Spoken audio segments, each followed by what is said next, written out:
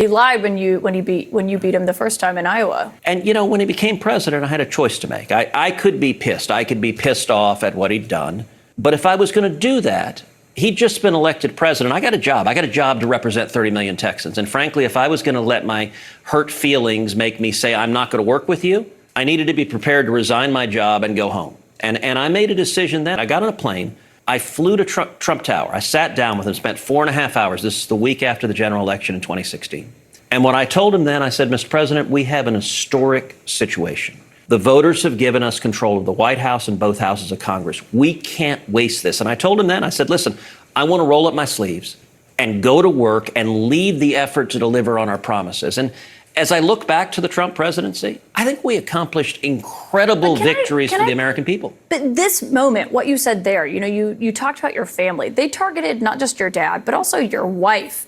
And I think a lot of people sitting at home would say, well, that's pretty cynical. I mean, this is someone who attacked your own members of your family. And what we learned from this testimony is that not only did Donald Trump know about it, he coordinated it. Look, I understand, but I knew then it was lies. It was lies then. It's but you didn't lies know now. Donald Trump himself was coordinating it. Of course I did. I said he did. It was obvious. And at the end of the day, I'm a big boy. And as I said, I could have made a choice. Listen, if I were a private citizen, I could decide my feelings are hurt and I'm just going to leave. But if I do that, I can't do my job. If you look at the people of Texas, under almost any measure, the people of Texas were much, much better when Trump was president than compared to now.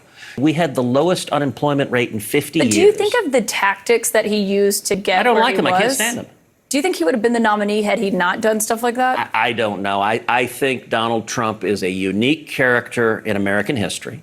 There are things he says and does that I like. There are things he says and does that I don't like. I'll tell you what millions of Americans love about him is that he's got backbones and guts and that he's willing to stand and fight. We talked to voters, and that mattered. It was 8 years ago, but it wasn't that long ago. You were both adults then.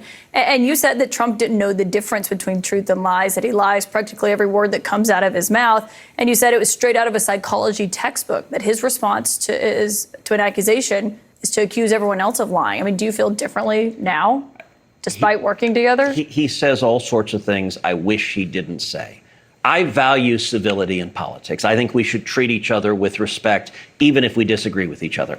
I can't control what other people say. I can't control what other Republicans say. I can't control what other Democrats say. I can say that the people of Texas were a lot better when the border was secure. And under Donald Trump, we had the most secure border, the lowest rate of illegal immigration in 45 years than they are right now with an invasion at our southern border. We talked about immigration last night. We had Senator James Lankford on the program. Obviously, crafted the bill that Trump sank that would have helped with a lot of those problems, according to James Lankford. So it wouldn't. It was a terrible bill. Well, James Lankford disagreed. We talked about that criticism. Well, he's going to vote no on it tomorrow. On Nikki Haley, what you heard from her tonight saying that she will vote for Donald Trump. Do you empathize with her? She's in a similar position to you. Look, I understand that journey, and I was in that position. Now, she didn't win any states, but she was the last person standing. I understand, and she was in a hard-fought primary. I have been in that spot. And it took some time for me to decide what to do. And I did not initially endorse Donald Trump. And I said at the time, I said, listen, I'm not sure what Trump will do in office. I don't know if he'll be a conservative or not. But I know what Hillary's promising to do. And what she's promising to do, I think, would be really harmful. And so I'm going to make the decision to go with someone who is saying he will do good things. And I'm going to do everything I can to help encourage him to do good things. We've seen this argument. I mean, we've had Bill Barr was sitting in that seat, and he said he's voting for Donald Trump, even though he said Donald Trump can't get his policies accomplished. He said Donald Trump basically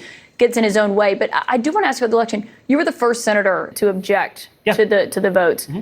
In 2024, will you certify the election results? Do you plan to object, or will you accept the results regardless of who wins the election? So, Kaitlan, I got to say, I think that's actually a ridiculous question. It's a yes or no question, though. No, it's not. Let me explain why it's a ridiculous question. It's not a question. You've ever asked a Democrat that? Of course. What Democrat? But what Democrats? But hold on a second. What Democrats challenge it? What Democrats? I know. I've been down this road many times. But no Democrat. You cannot compare the two situations. We have talked about that. We've seen the audio of that when they protested on the Senate floor. But hold on a second. But has you ever had a sitting president who refused to facilitate the peaceful transition of power, refused to acknowledge that his successor won the presidency? So, A, we did have a peaceful transfer of power. I was there on January 20th. I was there on the swearing in. Barely.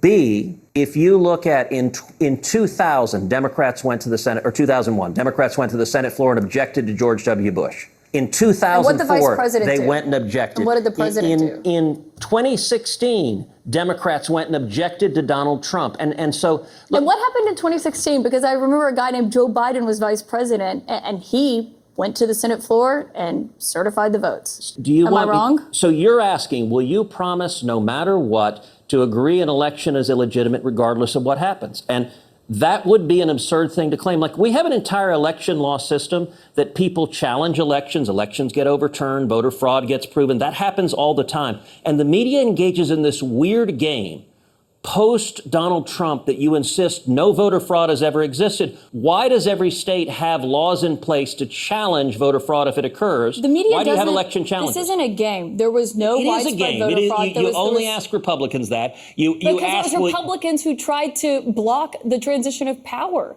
You have to acknowledge that. So we've never seen it on a scale of what happened in 2020, and we've never seen the president refuse. He wouldn't even let Joe Biden get classified briefings at the beginning. I recall that. So my question for you again, free and fair election, will you accept the results regardless of who wins?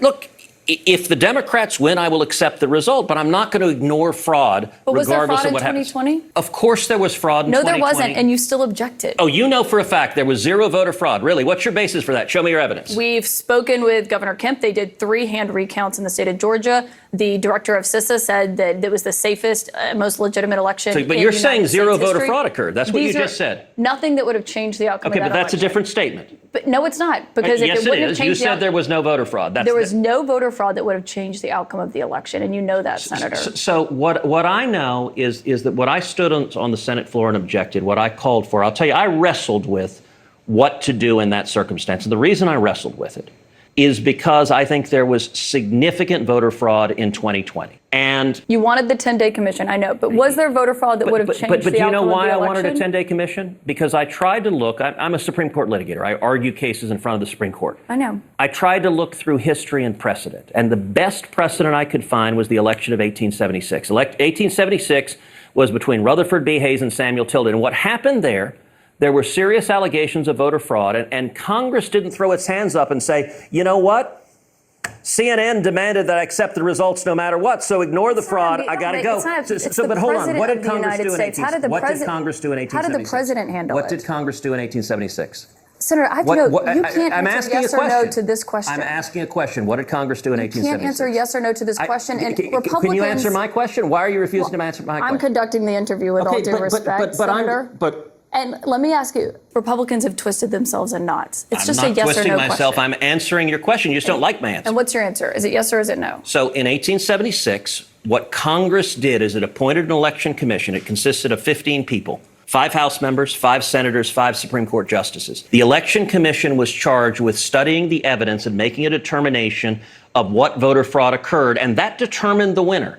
And what I called for in 2020 was to do the same thing, appoint an election commission, and 11 senators joined me. Senator, with all due respect, after it had been thrown out of many courts, after the Attorney General Bill Barr, because there was no basis for those court cases. No, so that's actually Senator, not. With all due respect, okay, you asked me a question. Do you want me to answer it? And you didn't answer the question. Dozens of court cases were thrown out. Hold on a The Attorney second. General said there was no widespread fraud. You're not clearly answering the question. I want to thank you for that. What question am I not? I'm answering every question. I think the country would have been a lot better off with a determination of what evidence of voter fraud there was that occurred, and instead the media didn't want to hear it and insists voter fraud never occurs. You ought to go back and look at the Carter-Baker Commission. It was the Attorney General, and my question was about it was the media. It was CNN that relentlessly pushed that propaganda. And by the way, never propaganda? That there was no widespread fraud in the election? That voter fraud doesn't exist, and anyone who says it does is wearing a tinfoil hat. That is propaganda. And by the way, you never asked Hillary Clinton this. You never asked Stacey Abrams this. You never asked Al Gore this. With all due respect, and every Senator, one of them